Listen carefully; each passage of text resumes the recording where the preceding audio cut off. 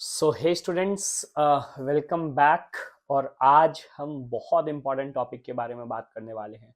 आज हम बात करने वाले हैं द चेंजेस जो कि यूपीएससी एग्जाम में ड्यू हैं, और वो चेंजेस जो अब बीपीएससी एग्जाम में भी रिफ्लेक्ट होने वाले हैं।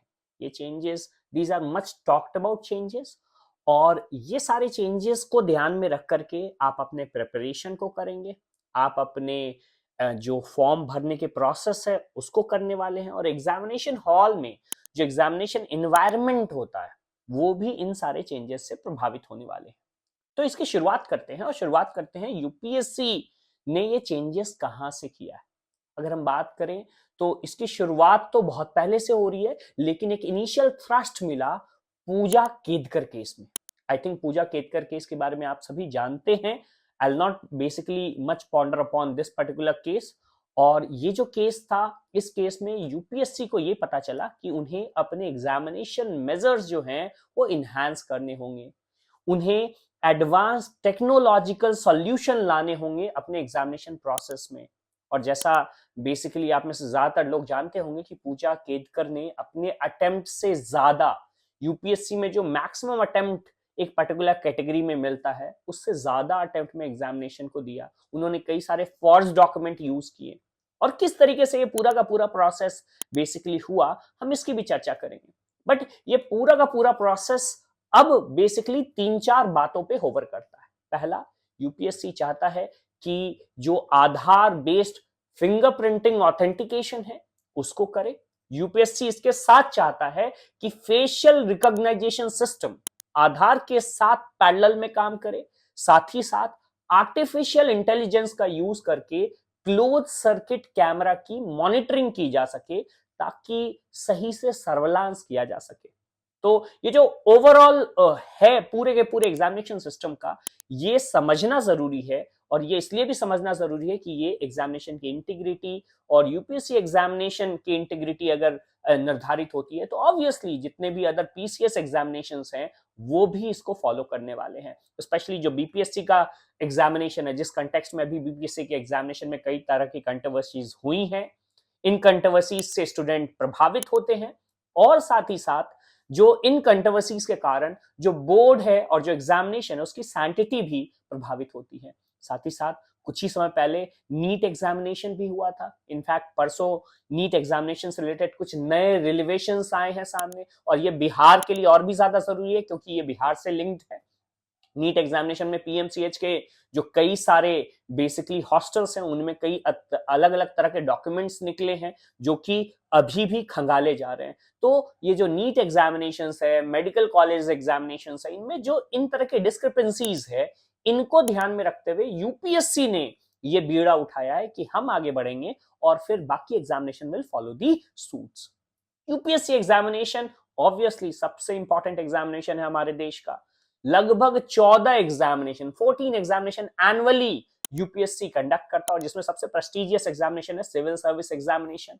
और इनमें ग्रुप ए और ग्रुप बी के पोस्ट जो होते हैं वो बेसिकली भरे जाते हैं। इनफैक्ट मैं अगर बात करूं 2023 में, तो 2023 में लगभग 10 lakh form UPSC civil service examination के ड्रॉप हुए थे, और इन 10 लाख फॉर्म में 5,90,000 लोग अपीयर हुए थे। अब ये जो डिफरेंस है इसका भी ध्यान अभी मैं आगे बताऊंगा किस तरह से यूपीएससी ने रखा है कि 10 लाख फॉर्म गिरे और लगभग 6 लाख लोग अपीयर होने को बेसिकली इस एग्जामिनेशन में आए। तो लेकिन जो बीच का जो एडमिनिस्ट्रेटिव जो अरेंजमेंट था वो करना पड़ गया, और इस एडिशनल एडमिनिस्ट्रेटिव अरेंजमेंट से एग्जामिनेशन की क्वालिटी कैसे सफर करती है। और उस एग्जामिनेशन की, जिस एग्जामिनेशन में इंडियन एडमिनिस्ट्रेटिव सर्विस और इंडियन पुलिस सर्विस जैसे जो है कैंडिडेट्स को सेलेक्ट किया जाता है। और इन सारे लैप्सेस को देख के, चाहे वो नीट का लैप्सेस है या जो पूजा केस का लैप्सेस है, इन सब को देखते हुए यूपीएससी ने लगभग कुछ पब्लिक सेक्टर अंडरटेकिंग्स को इस एग्जाम को रिवैम्प करने के लिए कुछ सजेशंस मांगे, कुछ टेंडर्स भी निकाले गए। और ये जैसा मैंने बताया, इसका जो थ्रस्ट बना वो पूजा केतकर था, पूजा केतकर केस था, जिसमें फॉर्ज डॉक्यूमेंट्स को डाल करके सिविल सर्विस एग्जामिनेशन को, यूपीएससी के सिविल सर्विस एग्जामिनेशन को 12 बार दिया गया, जो कि एक्सीड करता है यूपीएससी का लिमिट। दो यूपीएससी ने क्रिमिनल केसेस पूजा केतकर के खिलाफ डाले हैं, लेकिन ये आगे इसकी पुनरावृत्ति ना हो और फिर से एग्जामिनेशन में लोगों का फेथ और इस पूरे प्रोसेस में बेसिकली एक स्टैंडर्ड प्रोटोकॉल डेवलप हो, यूपीएससी ने ऐसा सोचा है। कमीशन ने डिजिटल टेक्नोलॉजी का यूज करने की कोशिश की है, इसके साथ बायोमेट्रिक सिस्टम, और बायोमेट्रिक सिस्टम की बात जब भी आती है आपके और हमारे दिमाग में ऑब्वियसली आ जाता है आधार। तो आधार और कुछ और एआई टूल्स को यूज करने की कोशिश की है जिससे अनफेयर मीन्स नहीं किया जा सके और इम्पर्सनेशन जो है वो बेसिकली इस एग्जामिनेशन से बाहर निकाला जा सके। और इसीलिए यूपीएससी कुछ चेंजेस लाने की सोच रहा है। क्या है वो चेंजेस? यूपीएससी चाहता है कि एग्जामिनेशन में का एक डेटाबेस तैयार हो, और ये डेटाबेस जो इंफॉर्मेशन एप्लीकेंट प्रोवाइड करें, जो इमेजेस एप्लीकेशन प्रोवाइड करें, उसका एक डेटाबेस तैयार हो और इस डेटाबेस को लिंक कर दिया जाए आधार के साथ। सो ऑब्वियसली कई एग्जामिनेशन में, बैंकिंग एग्जामिनेशन में और अदर एग्जामिनेशन में आधार बेस्ड फिंगरप्रिंटिंग देखी गई है और आधार बेस्ड ऑथेंटिकेशन भी होता है, लेकिन यूपीएससी एक कदम आगे जाकर के इस आधार बेस्ड सिस्टम को फेशियल रिकॉग्नाइजेशन सिस्टम के साथ ऐड करना चाहता है और फेस और फिंगरप्रिंटिंग स्कैनर को एआई के साथ, आर्टिफिशियल इंटेलिजेंस के साथ जोड़ना चाहता है। इनफैक्ट अगर हम कुछ मीडिया की माने तो कमीशन ने प्रपोज करा है कि real time attendance monitoring system लाया जाए, और इस real time attendance monitoring system को मतलब जिस समय आप अटेंडेंस एग्जामिनेशन के दौरान बना रहे हैं उसी समय आपका जीपीएस कोऑर्डिनेट भी कंफर्म किया जाए और ये मैच किया जाए बेसिकली एग्जामिनेशन के जो एडमिट कार्ड इश्यूएंस है उससे। इनरोलमेंट जो डेजिग्नेट किया गया है, जिस शिफ्ट के लिए डेजिग्नेट किया गया है, जिस क्लासरूम के लिए डेजिग्नेट किया गया है, जिसको हम कहते हैं पिन पॉइंट एक्यूरेसी से एग्जामिनेशन कंडक्ट हो। यूपीएससी स्पेसिफाई करता है कि कैंडिडेट के रोल नंबर अब स्कैन किए जाएंगे। तो एक बहुत इंपॉर्टेंट पॉइंट है क्यूआर कोड का, कि अब हर एडमिट कार्ड में एक डिटेल क्यूआर कोड होगा और ये क्यूआर कोड बेसिकली एक खास तरह के इंस्ट्रूमेंट से स्कैन किया जाएगा। जो इन्विजिलेटर हैं इस क्यूआर कोड को स्कैन करेंगे, जिससे आपका एप्लीकेशन डाटाबेस, आपका एडमिट कार्ड का जो नंबर है, जो आपका पूरा का पूरा इंफॉर्मेशन है वो बेसिकली रिकॉर्ड हो जाएगा और उसी समय आपका जीपीएस कोऑर्डिनेट भी रिकॉर्ड होगा। हाँ, यहाँ पे एक बात जरूर कही गई है कि अगर किसी कारणवश लैग होता है या मशीन में कोई गड़बड़ी होती है तो एक मैनुअल इंटर करने का, मतलब ये जो एडमिट कार्ड के डिटेल्स हैं और सारे डिटेल्स हैं उसको मैनुअली इंटर करने का प्रावधान होगा, बट अगर ऐसा होता है तो इसे फुल्ली रिकॉर्ड किया जाएगा। साथ ही साथ सीसीटीवी सर्वेलेंस को लेकर के भी कुछ नई बातें कही गई है। यूपीएससी कहता है कि जो सीसीटीवी और वीडियो सर्वेलेंस है, जो कि पहले भी किया जाता था, इसका लाइव ब्रॉडकास्ट किया जाएगा और साथ ही साथ हर एक क्लासरूम में, जिसकी एक एवरेज संख्या 24 कैंडिडेट की होती है, उसमें कम से कम 2 सीसीटीवी तो होगा ही होगा। पहले इस तरह की कोई मैंडेटरी प्रोविजंस नहीं थे, लेकिन अब 2 सीसीटीवी कम से कम होंगे। एक सीसीटीवी एंट्री पॉइंट पे और एक सीसीटीवी एग्जिट पॉइंट पे लगा रहना बिल्कुल ही एसेंशियल है। इनफैक्ट इससे एक बात के बारे में हमें यह पता चलता है कि अब एंट्री और एग्जिट के लिए सेपरेट जो है प्लेस या क्लासरूम के जो डोर्स हैं वो बेसिकली डेजिग्नेटेड होंगे। ये सब अभी जो रीसेंट कंट्रोवर्सी है इन सबको देख के किया जा रहा है, ताकि जो सेंसिटिव नेचर ऑफ एग्जामिनेशन है और जो कंट्रोल रूम है उसको आसानी से मॉनिटर किया जा सके। कंट्रोल रूम में जो प्री एग्जामिनेशन और पोस्ट एग्जामिनेशन मटेरियल्स हैं उसकी हैंडलिंग भी सही से देखी जा सके। एडिशनली ये भी सोचा जा रहा है कि जो remote live viewing of CCTV footage है ये भी किया जा सके।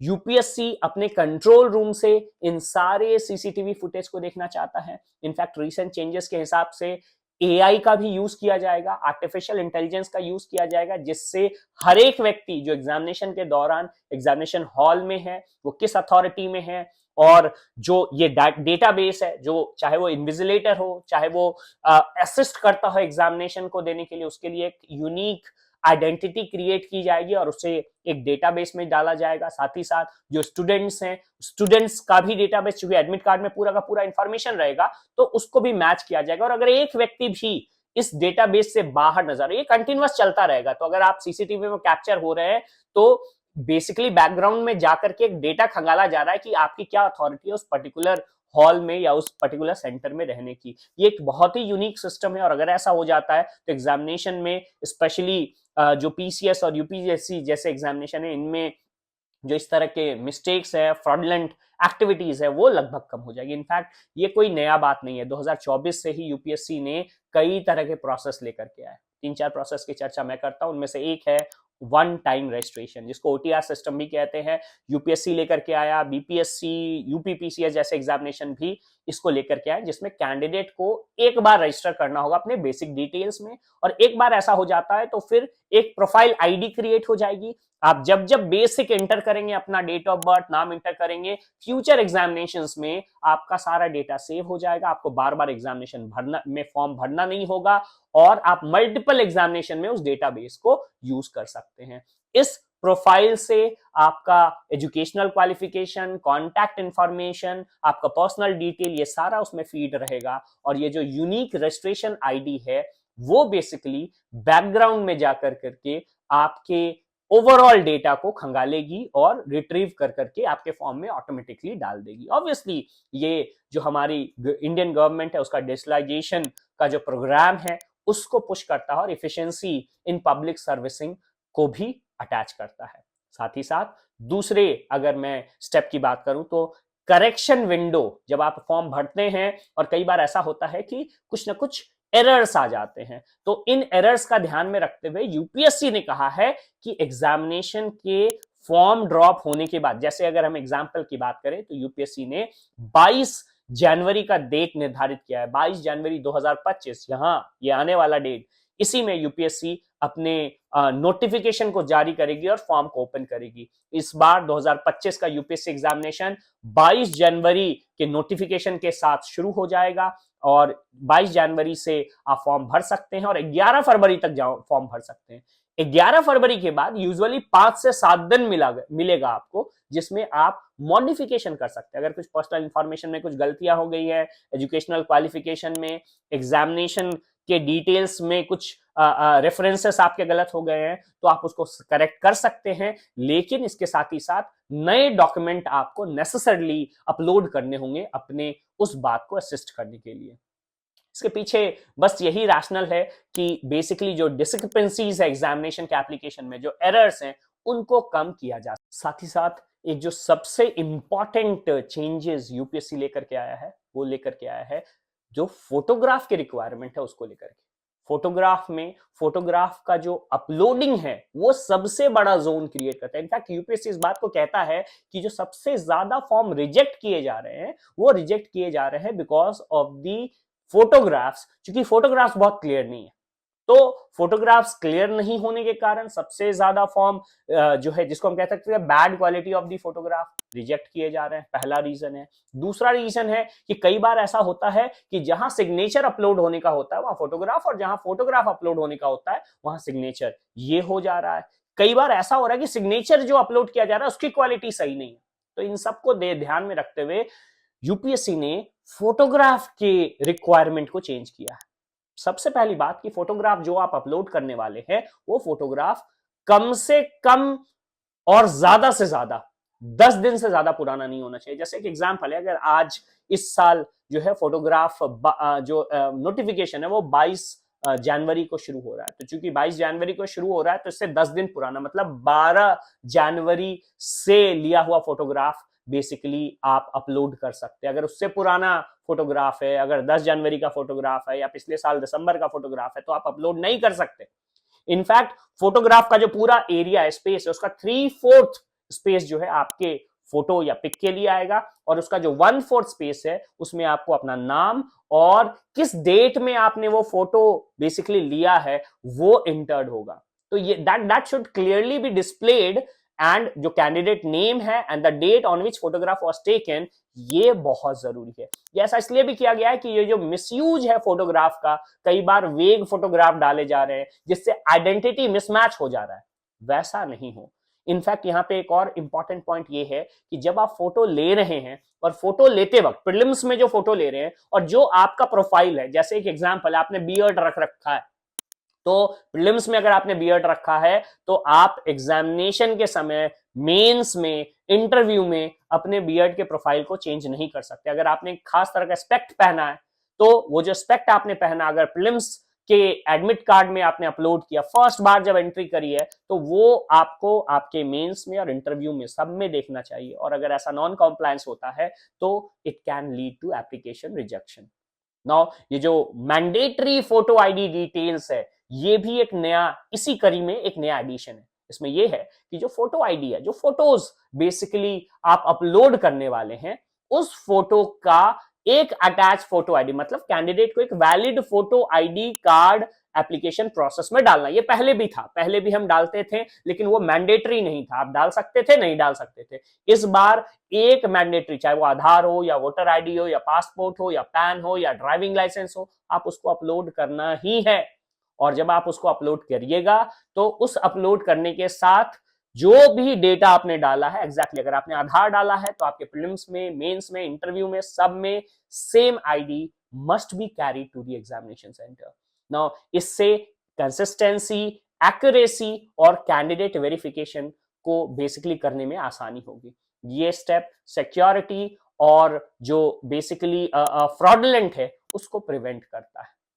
साथ ही साथ एक और नए जो है स्टेप यूपीएससी लेने की बात कर रहा है। वैसे इसकी क्लैरिटी तभी आएगी जब 22 तारीख को नोटिफिकेशन आएगा, जिसमें एप्लीकेशन फॉर्म के विड्रॉल के प्रोसेस को खत्म किया जा रहा है। So there will be no application withdrawal. एक बार आपने एप्लीकेशन सबमिट कर दिया तो कैंडिडेट विड्रॉ या कैंसिल नहीं कर सकते हैं। ऐसा इसलिए क्योंकि ये इंश्योर करता है कि जो सीरियस कैंडिडेट हो वो ही अप्लाई करें, ताकि जो एडमिनिस्ट्रेटिव ओवरहेड्स है, जो पूरा का पूरा महकमा, जैसे मैंने बताया 2023 में 10 लाख फॉर्म गिरे, 6 लाख लोग ही अपीयर हुए।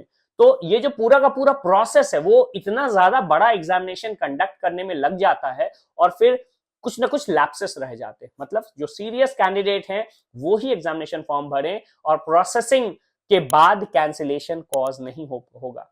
अब इसमें ये देखना काफी इंटरेस्टिंग होगा कि अगर कोई एग्जामिनेशन फॉर्म ड्रॉप कर देता है और उसके बाद एग्जामिनेशन में अपीयर नहीं होता है तो क्या यूपीएससी उसके अटेम्प्ट को भी काउंट कर लेगा? ये जबकि ऐसा जो लॉजिकली नहीं लगता है, लेकिन नए चेंजेस में बेसिकली ये सारी चीजें देखना काफी इंपॉर्टेंट होगा।